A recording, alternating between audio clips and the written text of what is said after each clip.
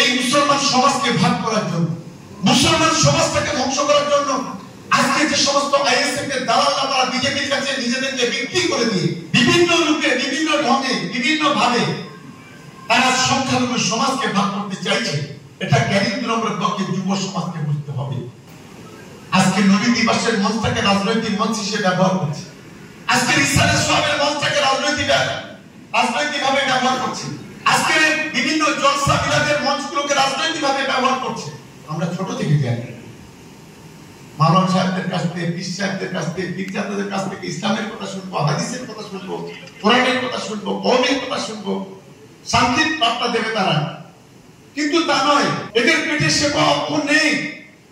একটা অংশ আছে যারা হাদিস তার পড়াশোনা করে না, তারা প্রতিদিন রাত 3-24 ঘন্টা তৃণমূলের নাম জাপ করে। এই দুটো ভণ্ড আছে ফুসফুরাতে, এরা রাত্রে যখন ঘুমোতে যখন তৃণমূলের জাপ করে, আর সকালবেলা ঘুমতে উঠে তৃণমূলের জাপ করে। এরা কোনো হাদিস কোরআন পড়াশোনা করে না, তাই তো জলসাতে এসে, মিলাদে এসে, নবী দিবসে এসে তারা বিভিন্ন ভাবে তৃণমূল কংগ্রেসের নেতা কর্মী তাদেরকে গালাগালি করে।